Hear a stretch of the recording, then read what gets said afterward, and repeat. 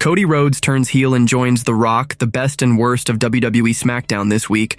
The logic behind Jacob Fatu and Solo Sikoa's angle exposed. Cardi B tells Triple H to leave a major WWE star off the SummerSlam card. The WWE has already made a huge mistake with Jelly Roll before SummerSlam. WWE makes a big internal change, resulting in a major blow to company morale. Did Nick Aldis leave WWE after he was replaced on SmackDown? Seth Rollins' knee injury situation just got a whole lot more complicated. Cody Rhodes gets heat for no selling a major segment on SmackDown. Let's dive right in. The best and worst of WWE SmackDown this week. Tonight's WWE Friday Night SmackDown on the USA Network delivered a thrilling mix of action, picking up the pieces from Evolution and Saturday night's main event, while ramping up for SummerSlam. With around 15,000 fans packing the arena, the energy was electric, proving WWE is on fire. The show had its share of standout moments and stumbles, with big matches and angles that didn't always land perfectly. Even in WWE's hottest eras with top stars, booking can be a roller coaster.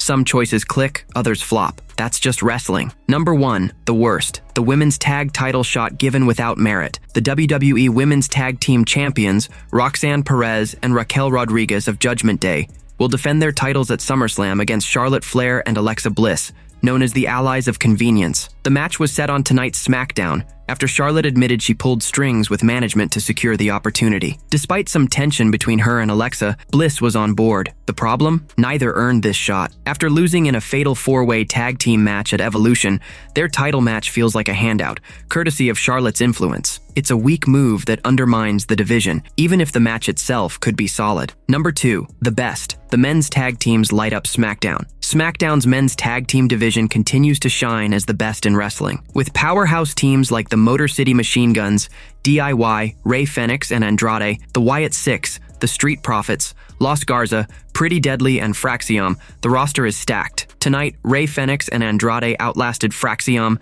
DIY and the Motor City Machine Guns in an electrifying fatal four-way tag team match. The victory earned them a title shot against the Wyatt Six next week. All 8 wrestlers delivered, with Candice LeRae also getting a moment to shine. With a potential multi-team showdown at SummerSlam on the horizon, SmackDown's tag division is pure fire. Number 3, the worst. Cody Rhodes and Cena's contract signing falls apart. The main event segment on SmackDown was a contract signing between Cody Rhodes and John Cena for their undisputed WWE Championship match at SummerSlam. Things got messy when Cena tried to back out, citing a movie commitment. Rhodes wasn't having it, sparking a brawl that ended with him putting Cena through a table and forcing a knocked-out Cena to sign the contract. It was a fun moment at first glance, but it doesn't hold up. Forcing a signature isn't legally binding, making Rhodes look foolish or the writers look sloppy for booking such a flawed angle. Number 4, the best. The Solo Sikoa versus Jacob Fatu feud gets intense. The MFT Bloodline storyline stole the show on SmackDown. The new Bloodline is history, and Solo Sikoa now leads the MFT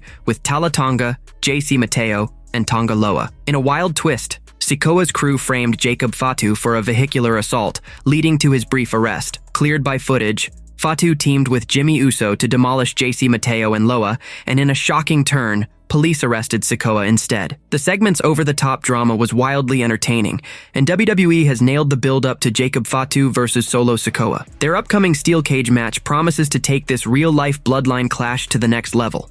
The logic behind Jacob Fatu and Solo Sikoa's angle exposed. The heated rivalry between Jacob Fatu and Solo Sikoa took a dramatic turn on this week's SmackDown, but inside sources have pointed out a major hole in the storyline. The show opened with a hit-and-run angle where Solo Sikoa and his MFT faction accused Jacob Fatu of smashing their car. Sikoa even cut a fiery promo, dragging up Fatu's past legal troubles and branding him a lifelong criminal. On Brodown with host Mac Davis, inside sources questioned the logic behind the angle, arguing it falls apart under scrutiny due to the obvious presence of security cameras in a modern parking lot. So you're gonna tell me Solo Sikoa crashed his own automobile to tell the police that Fatu crashed this car? Meanwhile, everybody except the WWE in this day and age knows there's cameras everywhere, so Solo doesn't think there's gonna be any cameras around to see what happens. So he's going to crash his own automobile to try to finger Fatu, and not think for a second there's going to be a million cameras in the parking lot to see what happened? That's what I'm talking about. Are we supposed to believe that? The source said. They also criticized the lack of individuality in the MFT faction, noting the confusion caused by similar names and appearances. Their names are so similar, I don't remember what they are. And on top of that, man, you had what, 6 guys? You had 6 guys involved in this, every single one of them dressed in black. So, it's not bad enough they look similar, their names are similar now, they're all going to dress similar. I mean, do we not want them to have a personality? They're all dressed in black, the source added. In the storyline, police reviewed footage that cleared Fatu, instead detaining Sikoa for fraud. As Sikoa was hauled away, he crossed paths with Cody Rhodes and pleaded for help, but Rhodes ignored him. Sikoa kept apologizing to the police, begging not to be put in the car. The saga sets up a heated steel cage match between Fatu and Sikoa at SummerSlam, promising a brutal showdown. Cardi B tells Triple H to leave a major WWE star off the SummerSlam card. WWE's chief content officer, Triple H, got a surprising message from Cardi B, who's set to host SummerSlam 2025 on August 2nd and 3rd. The rapper has been chatting up female WWE stars like Bianca Belair, Naomi, and Chelsea Green on X recently, prompting Triple H to tease her stepping into the ring at the biggest party of the summer. Bayley quickly volunteered to face her, but Cardi B shot back with a playful jab, quote-tweeting Bayley and telling Triple H to keep the role model off the card. Triple H leave her at home, Cardi B tweeted in response to Bayley's challenge. It's unclear who Cardi B might square off with, but if Bayley misses SummerSlam, it'd be her second major absence this year after being pulled from WrestleMania 41 due to a last-minute backstage attack by Becky Lynch. Friday's SmackDown beefed up the SummerSlam 2025 lineup, adding several matches and a stipulation for the main event between John Cena and Cody Rhodes. Here's the current card. John Cena versus Cody Rhodes, street fight for the undisputed WWE Championship, Gunther versus CM Punk, World Heavyweight Championship, Tiffany Stratton versus Jade Cargill, WWE Women's Championship, Naomi versus Io Sky versus Rhea Ripley, Women's World Championship, Becky Lynch versus Lyra Valkyria, Women's Intercontinental Championship, Randy Orton and Jelly Roll versus Drew McIntyre and Logan Paul, Solo Sikoa versus Jacob Fatu, steel cage match for the United States Championship, Raquel Rodriguez and Roxanne Perez versus Charlotte Flair and Alexa Bliss, WWE Women's Tag Team Championship. More matches are expected to be confirmed on the next Monday Night Raw, including Dominic Mysterio defending his Intercontinental Championship against AJ Styles, pending medical clearance. Roman Reigns is also likely to compete, possibly facing Braun Breaker in a one-on-one match, though it could expand to a tag team bout with Jey Uso and Bronson Reed involved. The WWE has already made a huge mistake with Jelly Roll before SummerSlam. SummerSlam 2025 is shaping up to be a massive event with a stacked card, including a celebrity showdown featuring Grammy-nominated rapper Jelly Roll. The 40-year-old will make his in-ring debut at the biggest party of the summer, teaming with Randy Orton to face Logan Paul and Drew McIntyre. However, inside sources on Brodown at Sportskeeda WrestleBinge argued that WWE has already fumbled Jelly Roll's involvement. The issue stems from a Jimmy Kimmel Live segment where Jelly Roll chokeslammed Logan Paul through a table. The source claimed this sends the wrong message about wrestling. This is the problem that I have with it, because what message are you putting out there? The message you're putting out is anybody can be a professional wrestler. This would have been the equivalent of when Letterman had Jerry Lawler and Andy Kaufman on. This would have been the equivalent of Andy Kaufman slapping the S out of Jerry Lawler. No, that's not what happened. Jerry Lawler slapped the S out of Andy Kaufman, and that's what should have happened here. Jelly Roll should have went through the table, the source said. Jelly Roll, a lifelong WWE fan, has popped up on the show before. Last week, he clashed with Logan Paul, and tensions boiled over during Randy Orton's match with Drew McIntyre at Saturday night's main event, leading to their tag team match being locked in for SummerSlam 2025. WWE makes a big internal change results in a major blow to company morale. WWE and TKO Group Holdings have rolled out a major policy shift that's hit company morale hard, according to PW Insider. The Stamford-based promotion has ditched its old severance policy, which gave employees a month of pay for every year worked in favor of TKO's standard, just 2 weeks of severance per year of service. Going forward, the old WWE severance policy of employees receiving a month for every year they worked for the company is no more. The company will now honor a TKO policy of 2 weeks worth of severance pay for every year an employee worked for the company, PW Insider reported. The change has caused a wave of frustration backstage, especially since employees now face added responsibilities across WWE,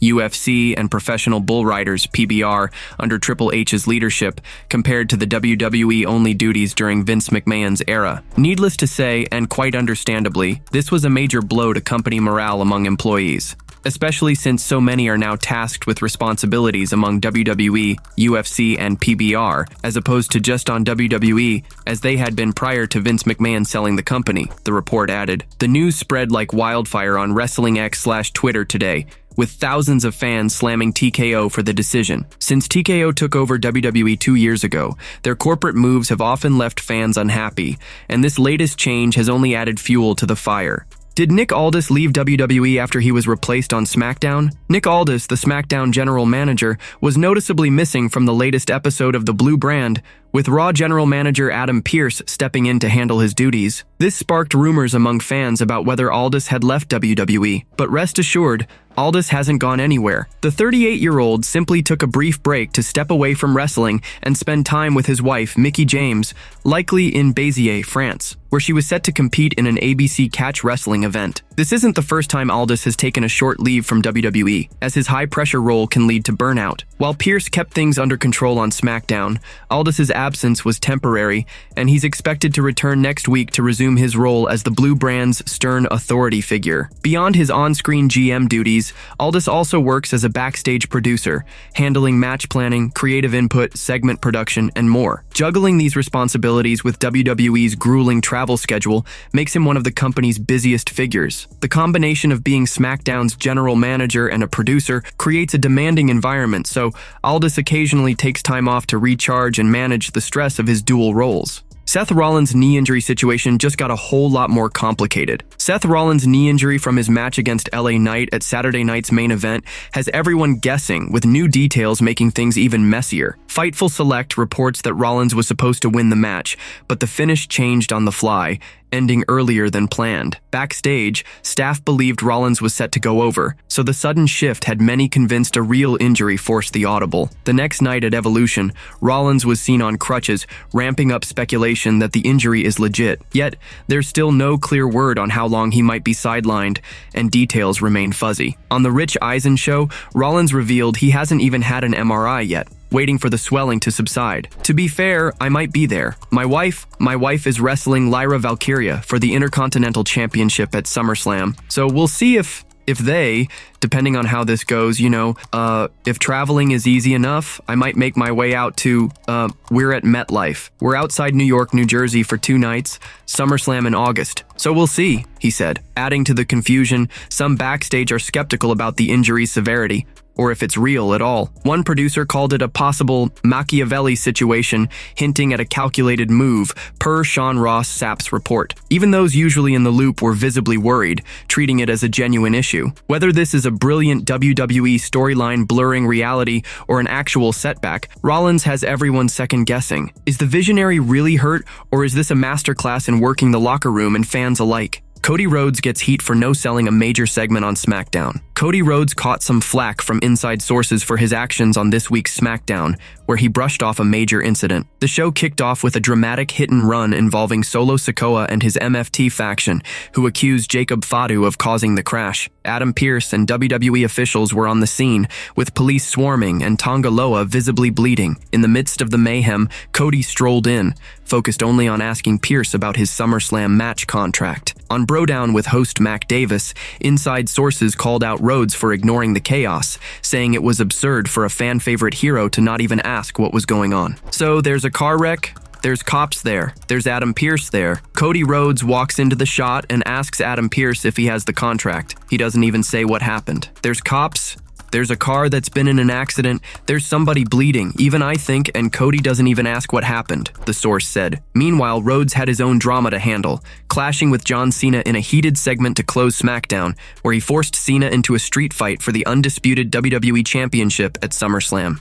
Cody Rhodes turns heel and joins The Rock. Friday's SmackDown closed with a bang, as Cody Rhodes and John Cena signed the contract for their undisputed WWE Championship match at SummerSlam 2025, now set as a street fight after Rhodes upped the ante. The American Nightmare's aggressive edge was on full display, fueling speculation of a heel turn. From his ruthless tactics to subtle nods to The Rock, signs are pointing to Cody joining forces with the final boss at SummerSlam. Here are 3 clues that Rhodes is flipping to the dark side. First, Cody's style screamed a shift. Known for his sharp suits as WWE's top hero, he showed up on SmackDown wearing glasses identical to those The Rock sported at Raw's Netflix debut, plus the Rolex watch he gifted the final boss post-WrestleMania XL. The look was no coincidence. It's a clear nod to The Rock. Second, Rhodes leaned hard into his ruthless side. He vowed not to back down from Cena, then backed it up by smashing him with the undisputed title, putting him through a table, and forcing him to sign the contract. In his promo, he name-dropped The Rock, saying he never flinched against the final boss, hinting at a brewing alliance and a heelish edge first seen when he used an exposed turnbuckle to beat his mentor, Randy Orton, in the King of the Ring. Finally, with John Cena's retirement tour nearing its end, fans want the last real champion to retire as the beloved babyface he's been for years. A Cody heel turn, teaming with The Rock, could set up a dramatic shift. Cena might flip back to a fan-favorite role, facing Rhodes and the final boss in a career versus title match, going out as the ultimate good guy after a heroic loss.